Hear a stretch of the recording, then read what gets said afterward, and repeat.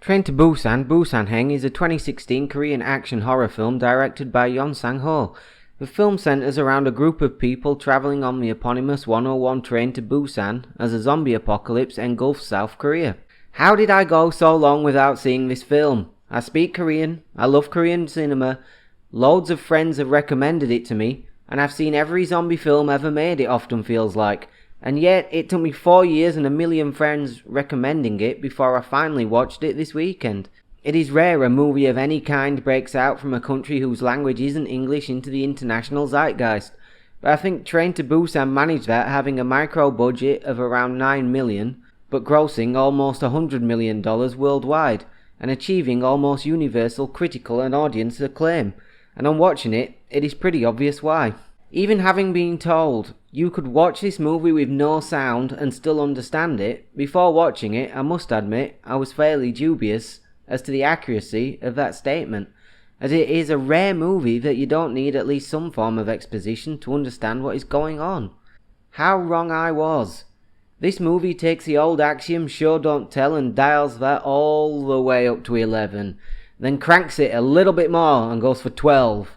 With characters whose entire character and motivation is introduced in one scene with almost no dialogue and are so relatable and easy for any audience to empathise with. Our main character is clearly a company man who has no time or energy to devote to his young daughter.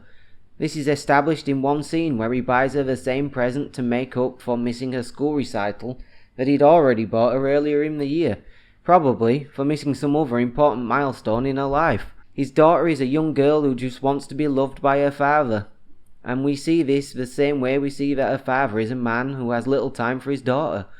With him buying her a sorry gift he's already given her once already, and by him watching a video of her being unable to finish her song at a recital, presumably because he wasn't in attendance and her grandmother filmed it for him instead.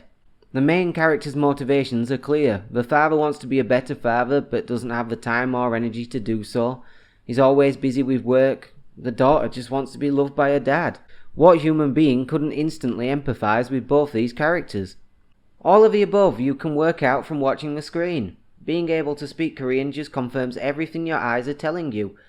All speaking Korean actually adds is that the father and mother are divorced, and the daughter wants to visit her mother who lives in Busan for her birthday. Even zombieism is introduced visually with a man on a country road running over a deer that then gets up and is clearly a zombie deer. No having to read or listen to background news reports of a distant threat. Nope, this movie just straight up shows you a deer get hit by a truck, and after 30 seconds or so just stands straight back up on its mangled legs. All of our main characters are introduced in a visually obvious way that introduces who they are and what their motivations are going to be when the zombies hit. A man is standing outside the toilets because his pregnant wife is ill inside. A young high school couple where the boy is somehow or for some reason embarrassed that she and he are together as his friends are ribbing him. Plus an obviously poor, probably homeless stowaway who is introduced while being berated by the conductor. All visually introduced. No dialogue required. All highly relatable. All easy for anyone to empathise with. Then we are introduced to a man who I can only describe as the most bleeping bleep I have ever sent an angry text to a friend about, because my God, you will want this walking colostomy bag dead more than you've ever wanted any character in anything you've ever seen die. If 2020 were a person, it would be this guy. And again, all of this is expressed via visuals. The only extra pieces of information you get about this character verbally are that he is in fact a COO who works for the train company, so therefore feels entitled to boss everyone about. Even when the zombie outbreak occurs on the train, everything that happens is explained within the visuals, including the theme of this movie, that of class, by the clothes that people wear and how those clothes make them subservient to other better dressed characters and how people act towards others. Only marginally important information is ever given via dialogue right until the heartbreaking final scenes that play out with just music over them. Many of the criticisms of this movie call the characters one-dimensional archetypes that get whittled away via typical zombie movie tropes. Although all of that is kind of true, what those people missed is this is a visual storytelling masterpiece, which is all too rare these days, and is why I can't recommend this movie enough to everyone.